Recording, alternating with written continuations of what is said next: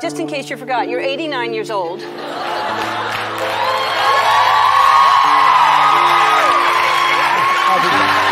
Les circonstances tragiques qui ont conduit à la mort de la maîtresse de Clint Eastwood à l'âge de 61 ans vous laisseront incrédules. Poursuivez votre lecture pour découvrir les circonstances choquantes de la vie romantique de Clint Eastwood ainsi que la terrible cause de son décès. Au cours de sa carrière, qui s'étend sur plusieurs décennies, les relations amoureuses de Clint Eastwood ont fait l'objet d'une grande attention. À la lumière de la récente disparition de son amante de toujours, Christina Sandera, l'histoire a pris une tournure encore plus inquiétante. Toutefois, elle n'est qu'un chapitre de son long passé romantique, qui comprend également 2 mariages antérieurs et un certain nombre d'histoires d'amour très médiatisées. Il a déjà été marié 2 fois. Dans cet article, nous allons nous pencher sur les aspects troublants de l'histoire sentimentale d'Eastwood ainsi que sur l'impact profond qu'a déjà eu le décès de Sandera. Les jeunes années. La carrière de Clint Eastwood est un mélange de défis narratifs et d'attrait général. Depuis ses humbles débuts, sur le petit écran dans le rôle du robuste Rowdy Yates dans le western, télévisé classique Rawhide jusqu'à ses récentes victoires en tant que réalisateur lauréat d'un Oscar. La carrière de Clint Eastwood est un mélange de ces 2 éléments. Les débuts de Clint Eastwood sont loin de l'éclat et du glamour de l'industrie du divertissement. Il est né à une époque où la télévision n'était qu'un lointain fantasme et où la célébrité hollywoodienne semblait presque mythologique. Le 31 mai 1930, Clint Eastwood naît dans la ville de San Francisco. C'est pendant la Grande Dépression qu'il passe ses années de formation. Clint, qui pèse plus de 11 livres, naît dans un monde qui lutte encore pour surmonter les effets de la détresse économique. 4 ans plus tard, sa sœur Jean devient membre de la famille, le père de Clint Eastwood étant toujours à la recherche de nouvelles possibilités d'emploi. La famille Eastwood passe une grande partie des années de formation de Clint à se déplacer d'un endroit à l'autre. Cette existence nomade se reflètera plus tard dans le cinéma de Clint Eastwood. Les premières années de la vie de Clint Eastwood sont marquées par la timidité et une profonde passion pour la musique, en particulier le jazz, en dépit du fait qu'il était un personnage imposant. Lors de son passage à l'émission Inside the Actors Studio, Clint Eastwood a révélé qu'il avait appris à jouer du piano à l'oreille. Cette capacité lui a permis de gagner de l'argent lorsqu'il était adolescent en se produisant dans la région où sa famille résidait en permanence. L'école n'a jamais été sa passion et, après avoir obtenu son diplôme de fin d'études secondaires, il s'est installé à Los Angeles, où sa silhouette imposante et son charme brut lui ont permis de faire ses premiers pas dans le monde du spectacle, ce qui l'a conduit à percer et à accéder à la célébrité. À partir de 1954, Eastwood commence sa carrière à Hollywood en jouant des rôles secondaires. Peu de temps après, il est licencié de son poste au studio Universal, bien qu'il continue à chercher des possibilités de jouer la comédie. Cet échec aurait pu sonner le glas de son rêve de devenir réalisateur. Mais la fortune a eu d'autres projets pour lui. Eastwood se voit proposer un rôle dans une série télévisée à une époque où le petit écran occupait une place de plus en plus importante dans la vie des familles américaines.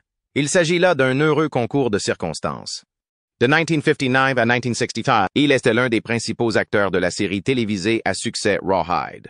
Même si le travail n'était pas très difficile, c'est lui qui lui a ouvert des portes qui l'ont conduit à d'autres opportunités dans l'industrie cinématographique.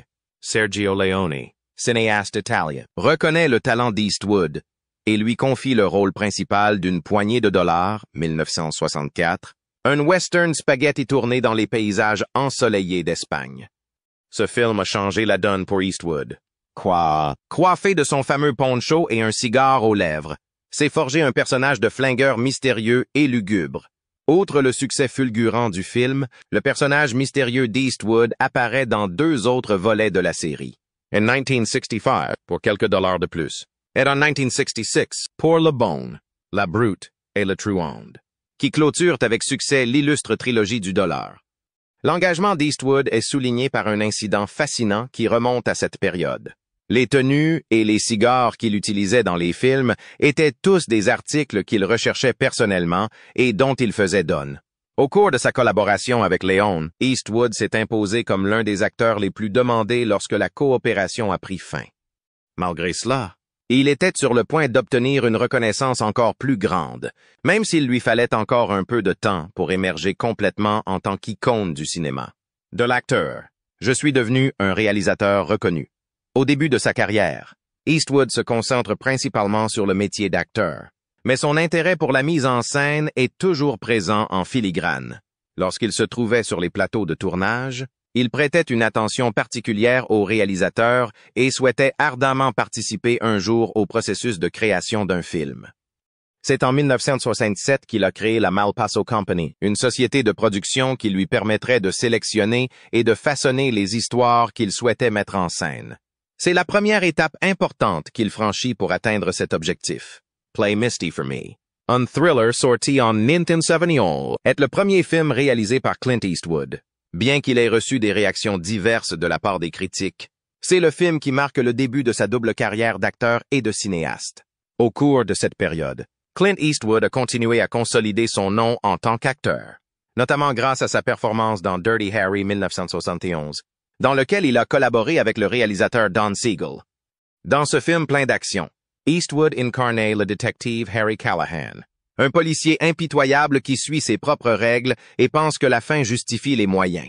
Le film a fait l'objet de nombreuses critiques lors de sa sortie, certains le considérant même comme fasciste. Le film est sorti pendant une période politique turbulente sous la présidence de Richard Nixon. Malgré cela, Dirty Harry a été un succès critique et économique, ce qui a entraîné une augmentation des ventes du revolver Smith Wesson Model 29 porté par l'enquêteur en titre.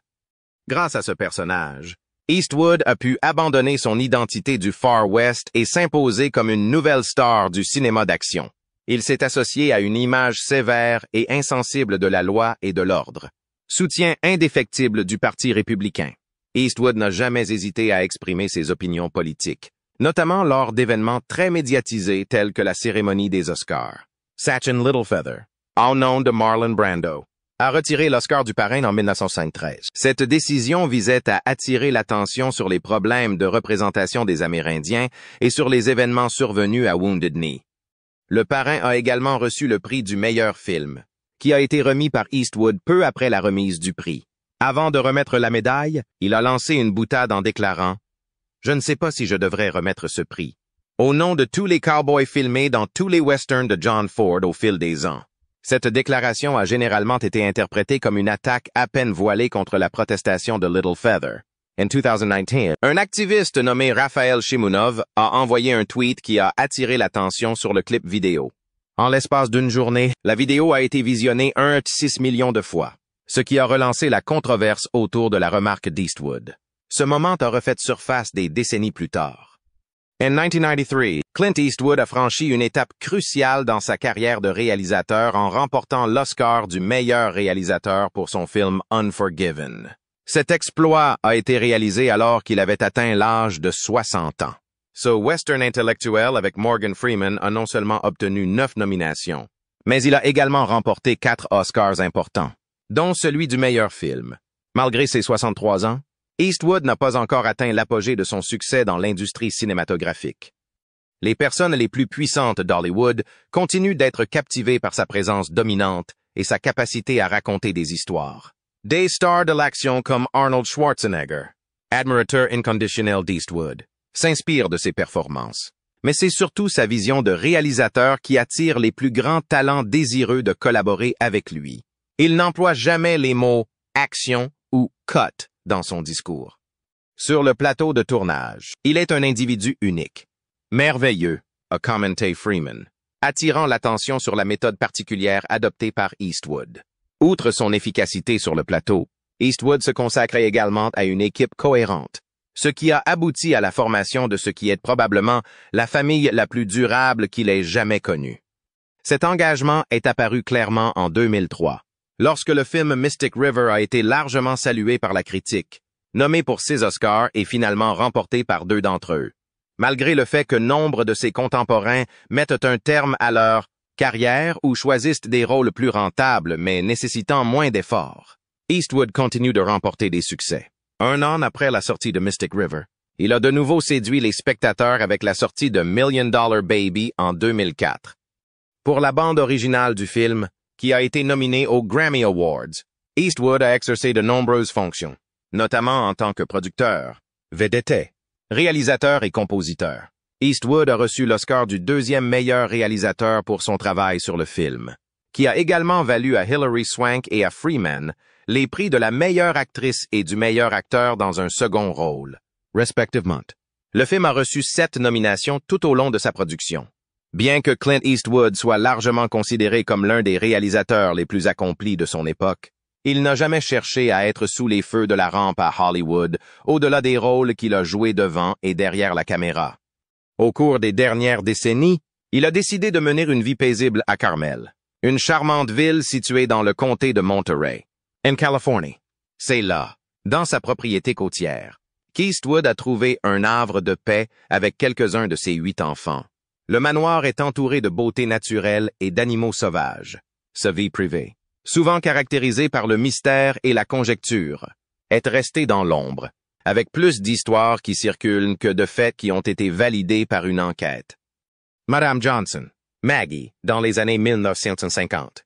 Lorsque Clint Eastwood fait ses débuts sur la scène hollywoodienne, il vient de se marier avec sa première femme, Maggie Johnson, tout au long de leur mariage, qui est encore aujourd'hui le plus long de sa vie. Il y a eu des périodes de stabilité et des périodes de trouble, y compris de multiples liaisons. En plus d'avoir eu un certain nombre de partenariats et de liaisons très médiatisées qui ont abouti à la naissance d'autres enfants, les relations amoureuses d'Eastwood ont continué à attirer l'attention des médias. C'est en mai 1953 qu'une connaissance commune organise un rendez-vous à l'aveugle entre Eastwood et Johnson à San Francisco. C'est le début de leur histoire. Selon la biographie de Clint Eastwood, écrite par Richard Schickel, Johnson est à l'époque étudiant à l'Université de Californie à Berkeley, tandis qu'Eastwood vient de rentrer du service militaire et s'apprête à s'inscrire au Los Angeles City College. Bien que Johnson soit déjà en couple, elle est séduite par la modestie d'Eastwood et ses traits séduisants. J'ai été étonné par l'apparence de cet homme. En outre, il était modeste, ce qui m'a séduite, explique Johnson à Schickel. Leur relation est instantanée et ils poursuivent leur idylle même après qu'Eastwood a déménagé à Los Angeles à l'automne de la même année. D'autre part, Eastwood s'est également associé à d'autres personnes pendant cette période.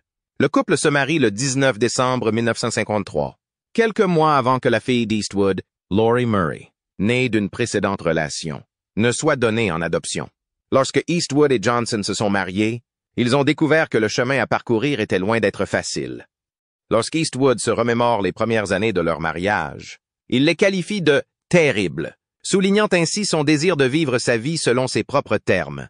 Au cours de la seconde moitié des années 1950, Eastwood a une liaison qui aboutit à la naissance de sa fille, Kimber Lynn, en 1964. Cet événement lui apporte d'autres problèmes. Kyle, né en 1968, et Allison, née en 1972, sont les 2 enfants qu'Eastwood et Johnson ont pu avoir ensemble malgré les difficultés rencontrées.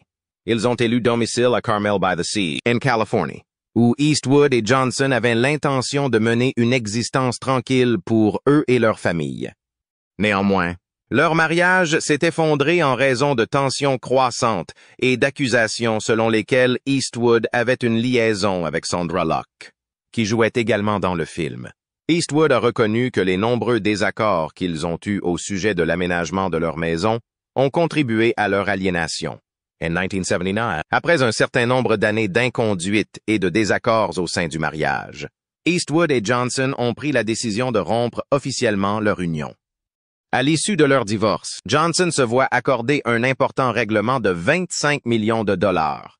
Malgré la fin de leur relation amoureuse, Eastwood et Johnson ont réussi à maintenir une relation amicale en continuant à passer des vacances ensemble et en gardant toujours un contact courtois l'un avec l'autre. Hey, Tunis, Roxanne. C'est à l'époque où Eastwood était marié à Maggie Johnson qu'il a introduit Roxanne Tunis dans sa vie sentimentale. Casque Deus accompli. Tunis attire l'attention d'Eastwood sur le tournage de Rawhide en 1959, et tous deux poursuivent leur relation pendant 14 ans. L'année 1964 marque la naissance de leur fille, Kimber Lynn Eastwood, née de Tunis. En revanche, Eastwood a été surpris lorsque Tunis lui a présenté leur fille, qui avait déjà atteint l'âge d'1 an. Lors d'une interview pour le livre Clint Eastwood, a biography écrit par Richard Schickel, Clint Eastwood a comparé l'expérience du choc de cette révélation à l'impact d'un accident survenu sur le plateau. Le souffle coupé. J'étais allongé sur le sol. Se souvient-il? J'étais complètement inanimé. Cela s'est produit assez fréquemment dans ma vie, parfois dans un sens corporel et parfois dans un sens conceptuel.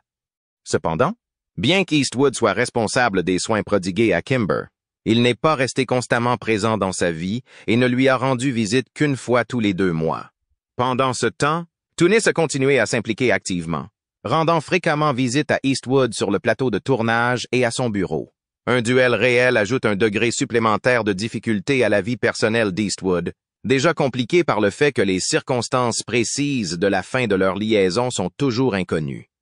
À la fin des années 1960, Clint Eastwood passe de la télévision au grand écran en jouant dans le western musical Paint Your Wagon en 1969, aux côtés de Lee Marvin et Gene Seberg.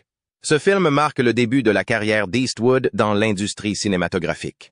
Pendant le tournage du film dans l'Oregon, Eastwood et Seberg, qui étaient tous deux mariés à l'époque, ont commencé à avoir des liaisons privées. Seberg, qui était éperdument amoureuse d'Eastwood, a caché à son mari, Romaine Gary, qu'elle le quittait pour l'acteur. La réaction de Gary fut dramatique. Il a provoqué Eastwood en duel avec des armes non spécifiées. Ils ne sont jamais allés jusqu'au bout, a raconté Karina Longworth dans son podcast You Must Remember This, comme le rapporte Mercury News. Au lieu de cela, Romaine est partie et Gene a appelé son attaché de presse pour lui avouer son amour pour Eastwood et son intention de divorcer. Les sentiments profonds de Seberg pour Eastwood n'ont pas été réciproques avec la même intensité. Elle ignorait qu'Eastwood avait une autre liaison sur le plateau de tournage en même temps qu'elle. À son retour à Los Angeles, Eastwood a brusquement coupé les ponts avec Seberg. Gene n'arrivait pas à croire à quel point il pouvait être indifférent, et a déclaré Jerry Tam, le publiciste de Seberg, comme l'a rapporté l'Express. C'était une femme très vulnérable, et ce fut un traumatisme terrible pour elle. Une rupture amère avec Sondra Locke. La relation tumultueuse de Clint Eastwood avec Sondra Locke a commencé alors qu'il était encore marié à sa première femme, Maggie Johnson. Sondra Locke, qui a joué avec Clint Eastwood dans le western de 1976, The Outlaw Josie Wales, est rapidement devenue à la fois sa partenaire à l'écran et son amante hors de l'écran. Leur relation s'est épanouie tout au long des années 1970 et 1980.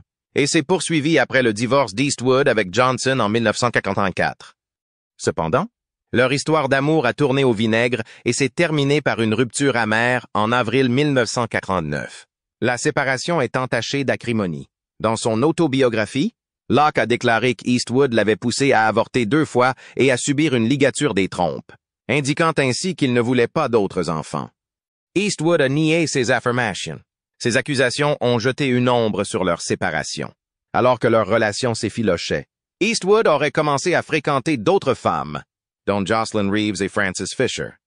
Au moment de leur rupture, il aurait déplacé les affaires de Sondra Locke dans un garde-meuble et changé les serrures de la résidence qu'ils partageaient. Peu après, Sondra Locke a intenté une action in justice contre Clint Eastwood en déposant une demande de pension alimentaire.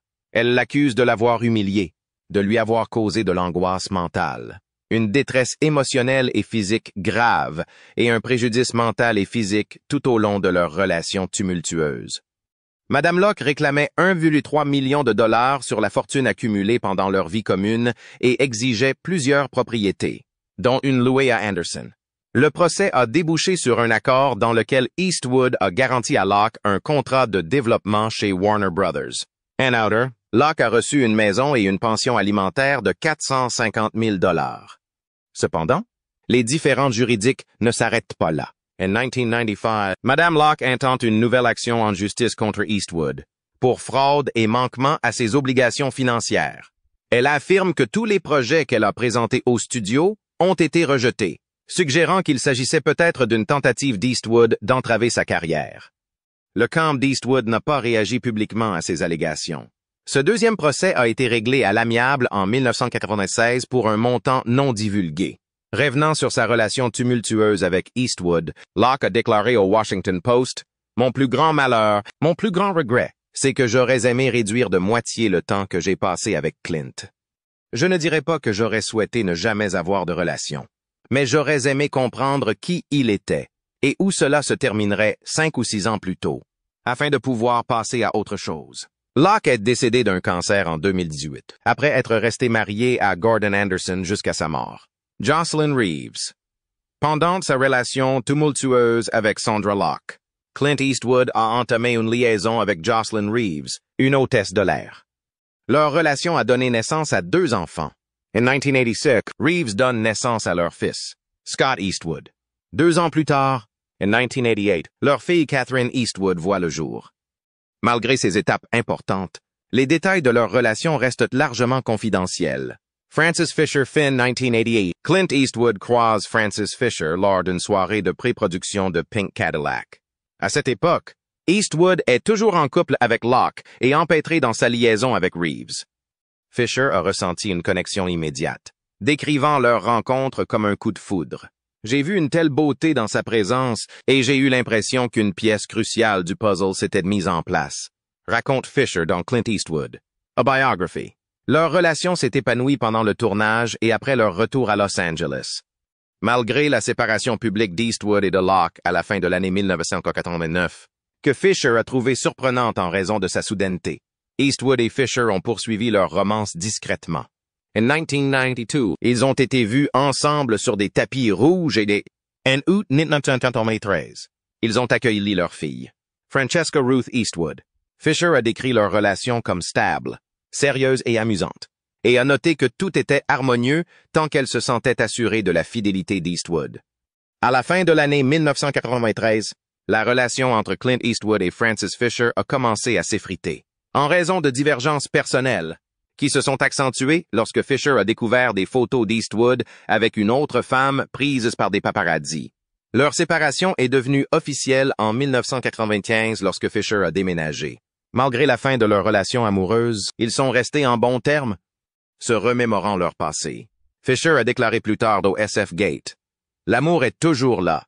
Dina Eastwood et Erica Tomlinson Fisher. » En 1992, Clint Eastwood a rencontré la présentatrice Dina Ruiz lors d'une interview, alors qu'il était encore en couple avec Frances Fisher. Leurs chemins se croisent à nouveau lors d'un événement local à Carmel by the Sea.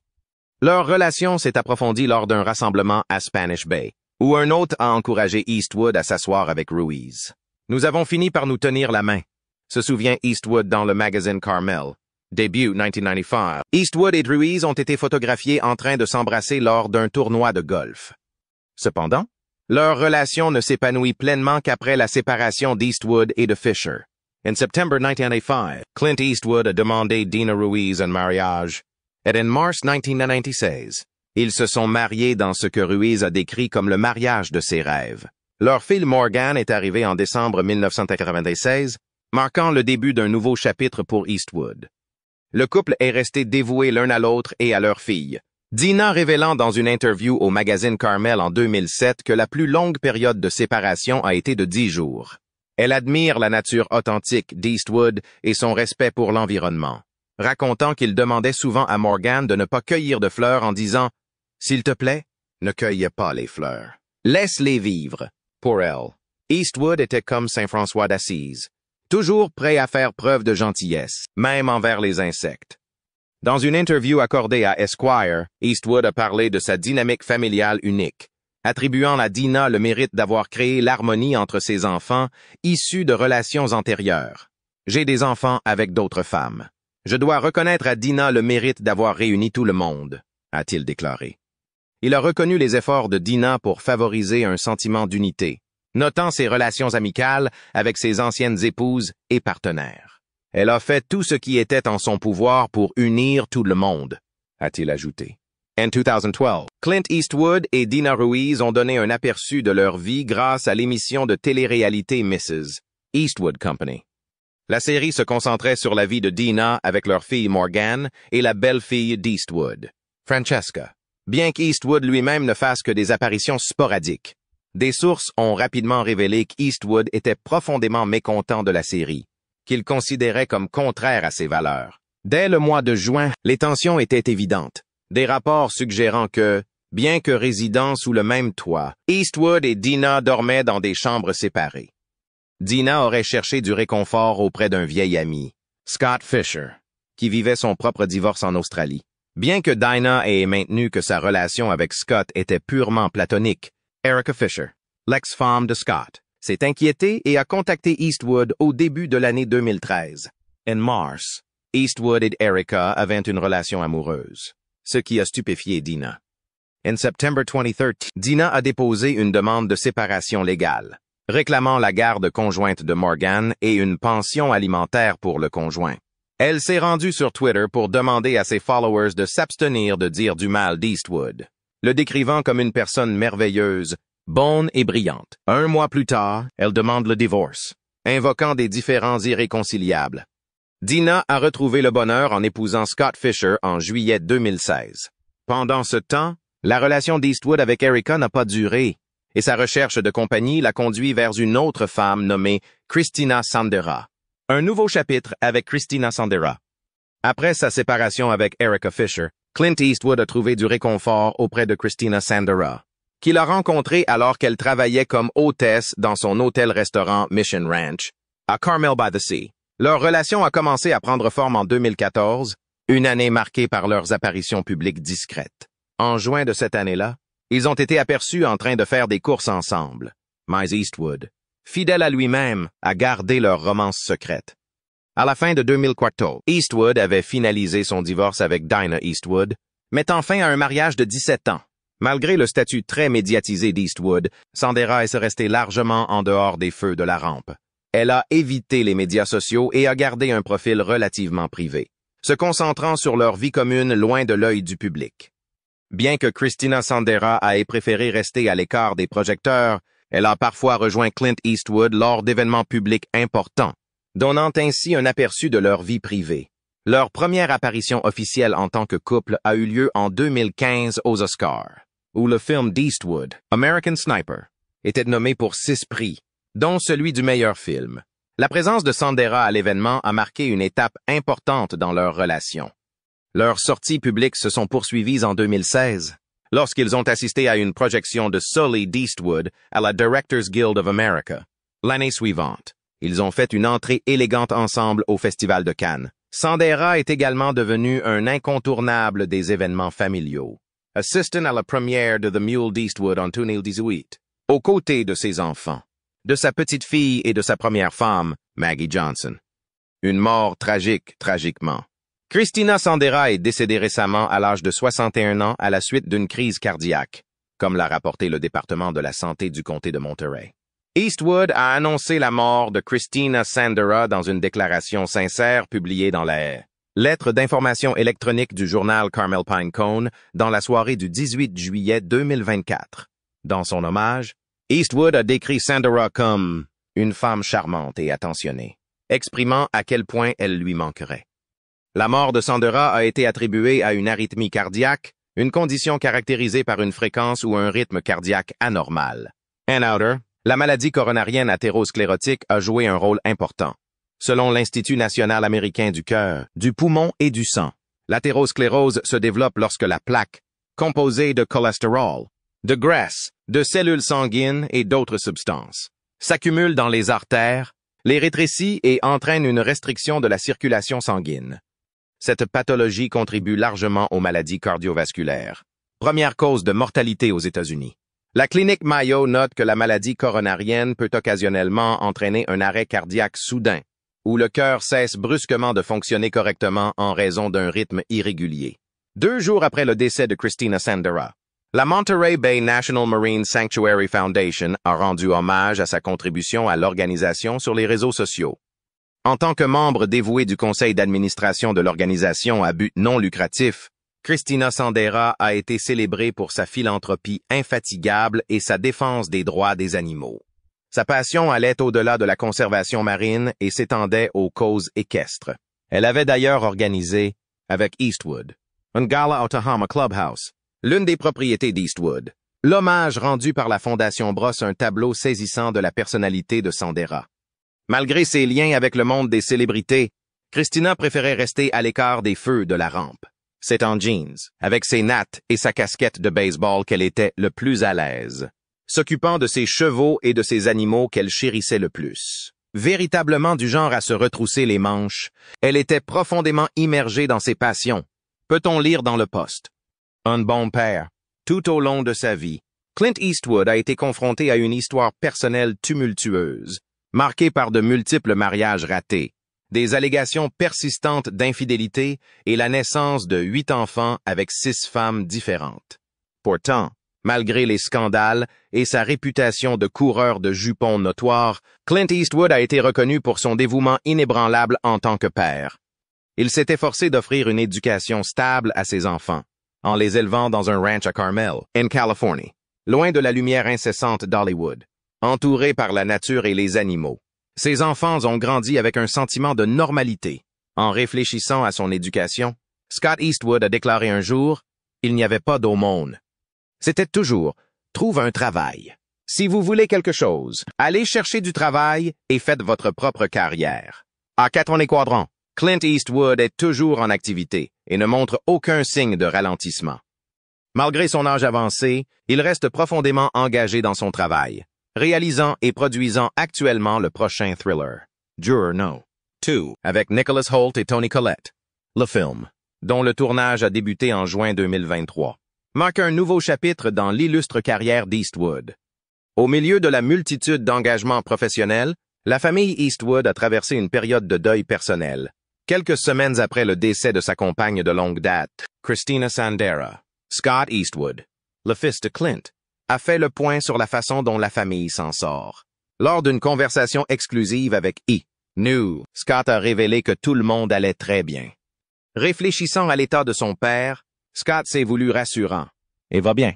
Merci d'avoir posé la question. La famille y trouve force et réconfort les uns dans les autres pendant cette période difficile, tandis que Clint continue à se concentrer sur sa passion pour le cinéma. Alors que Clint Eastwood va de l'avant dans sa vie professionnelle et personnelle, sa résilience et son dévouement continuent d'être une source d'inspiration. Même s'il doit faire face au décès récent de sa compagne de longue date, Christina Sandera. Selon vous, comment l'esprit et l'engagement d'Eastwood envers son métier façonneront-ils son héritage?